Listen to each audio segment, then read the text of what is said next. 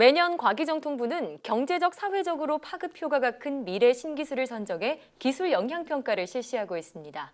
지난 13일 공개 토론회가 열렸었는데요. 올해의 주제는 바로 바이오 인공장기 기술이었습니다. 네, 오늘 사이언스 매거진에서는 이효훈 IT 칼럼니스트와 함께 전자기기를 활용한 바이오 인공장기에 대해 알아보겠습니다. 자, 어서 오세요. 안녕하세요. 네, 자 오늘의 주제 바이오 인공장기. 이 바이오라는 말에는 생물이라는 표현이 들어가 있는데 예. 인공장기라는 뜻에는 또 기계적인 느낌이 있단 말이에요. 네. 이게 서로 접목이 되는 것 같은데 바이오 인공장기가 어떤 건가요?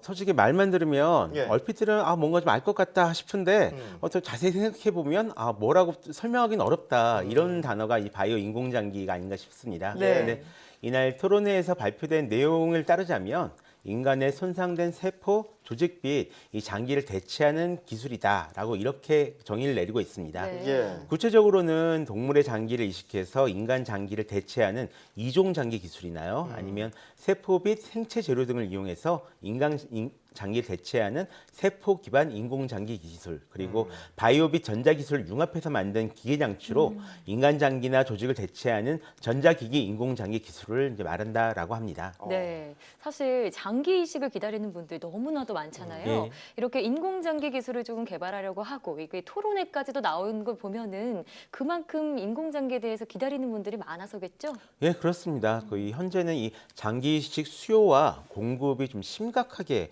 불균형을 이루고 있는 그런 상황인데요. 네. 예를 들어서 2015년 기준으로 봤을 때 국내에서 이 장기 이식을 기다리는 환자는 2만 7천 명이 넘습니다. 아, 네. 반면 실제 수술을 받은 사람은 이 4천여 명에 불과한 그런 실정이거든요. 너무나 적네요. 그렇죠. 또 이 이식할 수 있는 장기가 너무나 부족한 게 우리나라만 그런 건 아니고요. 전 세계적으로 봤을 때도 장기 이식 대기 환자가 360만 명이 넘어간다라고 합니다. 예. 그러니까 이런 바이오 인공 장기라도 좀 시급히 개발할 필요성이 있다. 이렇게를 지금 얘기를 하고 있는 거죠. 네. 뭐 유전자 생체 이식이 아니라 뭐 일단 전자기기를 활용한 인공장기다라는 점이 특색이 있을 것 같은데 오늘 이 시간 그런 점을 좀 자세히 예. 알아볼 것 같은데요. 네. 인간의 장기를 전자기술로 대체한다라는 이 부분 자체가 예. 쉽지 않은 기술인 것 같습니다. 그렇죠. 어떻습니까? 일단은 이런 전자기기 인공장기 기술은 크게 두 가지 방향으로 지금 연구되고 있다라고 얘기를 할 수가 있을 것 예. 같습니다. 하나는 저희가 망가진 신체 기능을 다시 복원하는 그런 쪽으로 개발이 되고 있고요. 그리고 다른 하나는 완전히 이식할 수 있는 그런 완전 이식형 인공장치를 개발하는 일인데요. 예. 지금 개발되고 있는 분야는 크게 보면 인공 눈, 인공 피부, 인공 췌장, 인공 신장, 그리고 이 뇌파로 조작 가능한 의수나 의족 같은 것들이 있습니다. 예. 그 먼저 보실 것은 현재 임상 시험에 들어간 인공 눈 장치인데요. 인공 눈이라고 부르긴 하지만 일종의 그 시각 시스템입니다. 선글라스처럼 생겼어요. 네. 대상자의 망막에 이 마이크로칩을 좀 이식을 하고요. 그 칩에 이 시각 신호를 전달하는 것이 지금 보신 저 선글라스입니다. 예. 그리고 옆에 그 신호를 서로 통역을 해주는 통신 기기가 한 세트로 묶여 있는 그런 장비인데요. 네.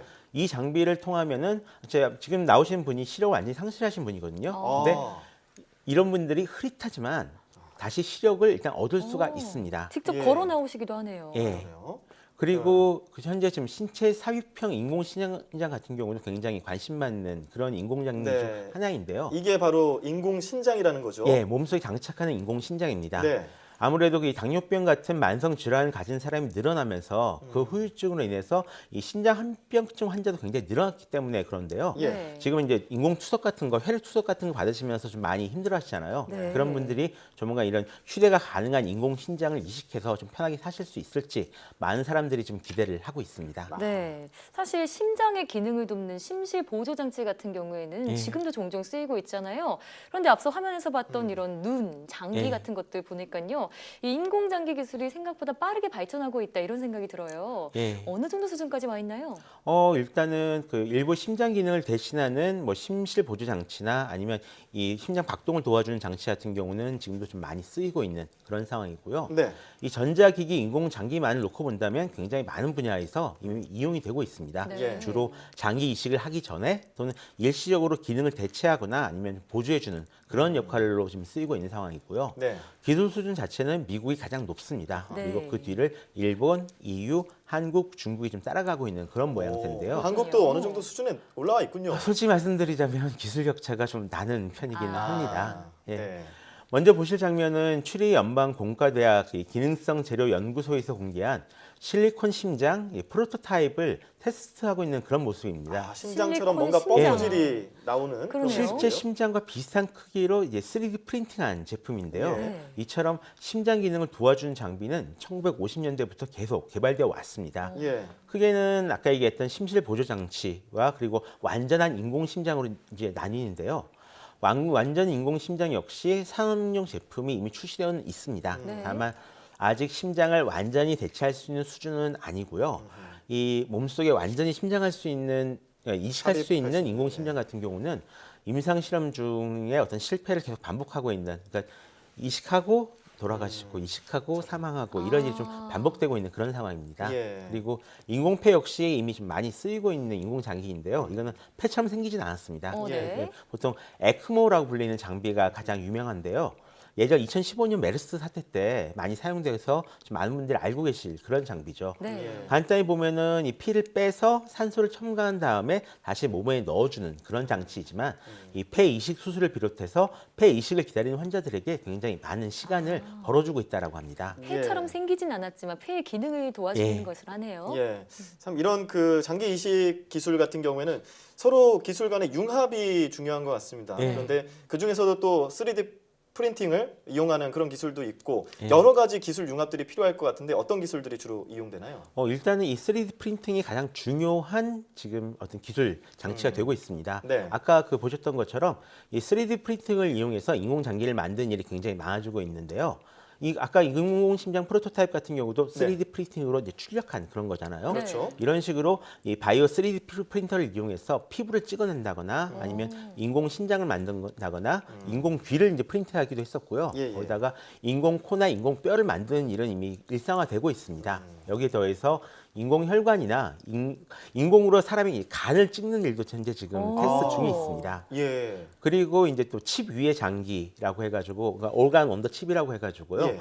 이런 이름을 가진 기술도 최근에 좀 주목을 받고 있는데요. 장기에 마이크로칩이 들어가나요? 아니요, 칩 위에 생체 조직을 찍어내는 겁니다. 아하. 그래서 테스트용으로 사용할 수 있게 되는 거죠. 네. 최근에는 이 심장 근육 세포 조직을 프린트해가지고 칩 위에 심장을 만들어냈다라고 하는데요. 네. 앞으로 이 기술을 활용하게 되면 동물이나 인체 실험 없이도 새로운 약물이 좀 생체에 미치는 영향을 관찰할 수 있고 테스트할 수 있다라고 하고 있습니다. 네. 지금 말씀 듣다 보니까 인간의 장기도 그게 무엇이든 간에 원하는 대로 만들어낼 수 있겠다 이런 예. 생각이 드는데요. 그런데 혹시 윤리적인 문제가 있을지는 않을까요? 솔직히 말씀드리면은 이 그러니까 전자장비 인공 그 기기 같은 경우는 큰 문제는 없지 않을까라고 생각을 하고 네. 있습니다. 뭐 이종 그 이식 같은 경우는 돼지에서 받거나 이러니까 좀 문제가 생길 텐데 예. 전자기기는 큰 문제가 없지 않을까라고 싶고 그 생각을 하고요. 예. 일단 5년 안에는 어느 정도 좀 진도가 나갈 것 같긴 하지만 네. 크게는 한 10에서 15년이 지나야 지금 연구되고 있는 기술들이 제대로 좀 상용화되는 것을 좀 보실 수가 있을 것 같습니다. 예. 그래서 이종장기나 전자기기, 세포 기반 인공장기들이 또 서로 경쟁을 하고 있거든요. 네. 그래서 어느 쪽이 먼저 이길지도 모르는 이런 상황이기 때문에 이런 점도 좀 고려를 해줘야 되고요. 개인적으로는 좀 큰 문제가 없다. 그래서 그렇게 생각을 하고 있습니다. 네네. 예를 들어 지금 인공관절이나 아니면 백내장 수술에 쓰이는 인공수정체도 이 인공장기이지만 옛날에는 얘가 되게 말이 많았어요. 네. 근데 네. 지금은 아무도 여기에 대해서 문제의 의식을 가지신 분 안 계시거든요. 그다음에 투석 같은 경우도 이제 비용이 문제가 되지 투석을 좀 널리 할 수 있게 됐다 그래서 문제가 생기지 않았으니까요. 다만 이 황우석 사건 같은 일을 저희들은 아직까지 좀 똑똑하게 기억하고 있기 때문에 아직 좀 충분히 항상 주의는 해야 될 것 같습니다. 네. 예. 자, 아까 장기 이식에 대한 불균형 문제 예. 또 이야기를 하셨는데 사실 이 장기를 정말 절실하게 이식받길 원하는 분들에게는 이런 인공장기 기술의 개발이 빠른 시간 이용될 수 있도록 개발이 잘 됐으면 하는 그런 생각도 해보게 됩니다. 네. 지금까지 IT 칼럼니스트 이효훈 씨와 함께 전자기기 인공장기에 대해 살펴봤습니다. 오늘 말씀 고맙습니다. 고맙습니다. 고맙습니다.